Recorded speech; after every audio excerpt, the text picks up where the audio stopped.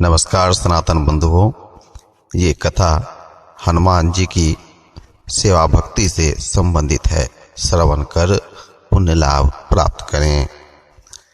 एक बार भरत, लक्ष्मण और शत्रुघ्न तीनों भाइयों ने माता सीता जी से मिलकर विचार किया कि हनुमान जी हमें भगवान श्री राम की सेवा करने का मौका नहीं देते, पूरी सेवा अकेले ही किया करते हैं। अतः राम जी की सेवा का पूरा काम हम ही करेंगे, हनुमान जी के लिए कोई भी काम नहीं छोड़ेंगे। ऐसा विचार करके उन्होंने सेवा का पूरा काम आपस में बांट लिया। जब हनुमान जी सेवा के लिए सामने आए तब उनको रोक दिया गया और कहा कि आज से प्रभु की सेवा बांट दी गई है, आपके लिए कोई सेवा नहीं है। हनुमान जी ने देखा कि भगवान को जम्हाई आने पर चुटकी बजाने की सेवा किसी ने भी नहीं ली है, अतः उन्होंने यही सेवा अपने हाथ में ले ली। यह सेवा किसी के ध्यान में आई ही नहीं थी। हनुमान जी में प्रभु की सेवा करने की काफी लगन थी। जिसमें लगन होती है उसको कोई न कोई सेवा मिल ही जाती है।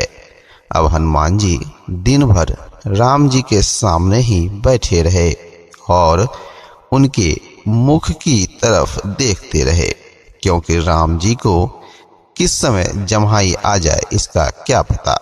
जब रात हुई तब भी हनुमान जी उसी तरह बैठे रहे। भरत इत्यादि सभी भाइयों ने हनुमान जी से कहा कि रात में आप यहाँ नहीं बैठ सकते, अब आप चले जाएं। हनुमान जी बोले कि कैसे चला जाऊं, रात को न जाने कब भगवान को जम्हाई आ जाए। जब बहुत आग्रह किया तब हनुमान जी वहां से चले गए और छत पर जाकर बैठ गए।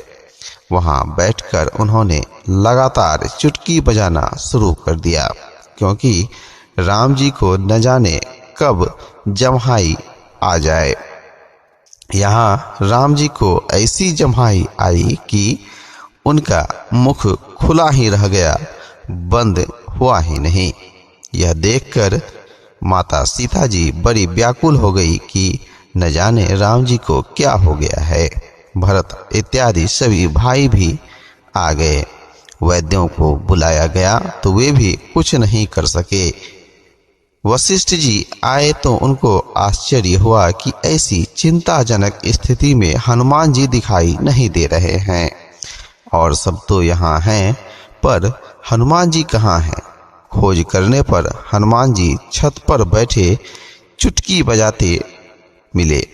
उनको बुलाया गया और वे राम जी के पास आए तो चुटकी बजाना बंद करते ही राम जी का मुख स्वाभाविक स्थिति में आ गया।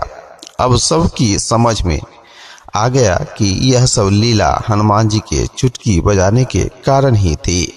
भगवान ने यह लीला इसलिए की थी, जैसे भूखे को अन्न देना चाहिए, ऐसे ही सेवा के लिए आतुर हनुमान जी को सेवा का अवसर देना ही चाहिए, बंद नहीं करना चाहिए।